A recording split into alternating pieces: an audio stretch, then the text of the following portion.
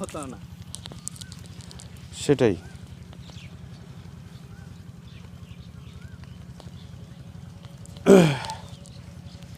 তো দর্শক, আজকে আমরা মোটামুটি ভাইয়ের জমি পরিদর্শন করলাম। পরিদর্শন করে আমরা যেটা দেখতে পেলাম যে উনি এই ফল সেটিং করতে পারতেছে না। এইটা হয়তো বা এই সময়ের জাত না যেটা উনি লাগাইছে। তো এটা এই সময়ের জাত কিন্তু না, কারণ যদি হয়তো, কারণ 3 মাস লাগে না ফলটা সেটিং হতে।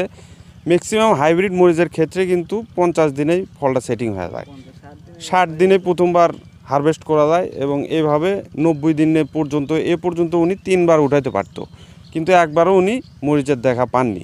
তো যতটুকুই ওনার জমিতে মরিচ সেটিং হয়েছে সেটা হয়তো ওনার বাড়ির খাওয়া চলতেছে, কিন্তু বাজারে বিক্রি করতে পারতেছে না।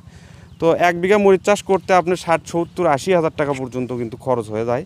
এখানে উনি করছে 8% না, 8%তে তাও মিনিমাম আপনার 15 থেকে 20 হাজার টাকা খরচ কিন্তু উনি করে ফেলছেন।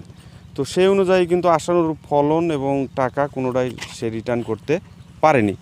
তো আপনারা এই মেসেজটাই আপনাদেরকে দিতে চাই, সেটা হচ্ছে ধরেন যেই সময়ের জন্য যে জাতটা সেটা নির্বাচন করা খুবই জরুরি বিষয়।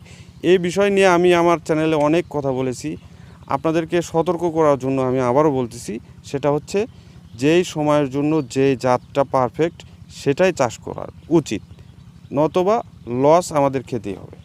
গাছ হবে, সব কিছুই হবে, কিন্তু ফল পাবেন না। তো আমাদের হাইব্রিডটা যতটুকু মনে করেন যে আমাদের জন্য হাইব্রিড যতটুকু লাভ করে এনে দিতে পারে, ঠিক ততটাই কিন্তু আমাদের জন্য লসেরও কারণ হতে পারে।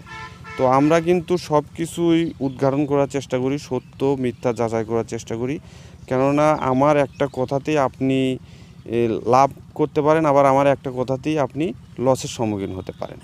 তো অনেকেই আছে আমাকে ফলো করেন। তো সম্মানিত দর্শক, ভালো থাকবেন, সুস্থ থাকবেন। আগামীতে নতুন কোনো প্রজেক্টে, নতুন কোনো ভিডিওতে আপনাদের সাথে দেখা হবে। সে পর্যন্ত আল্লাহ হাফেজ, আসসালামু আলাইকুম।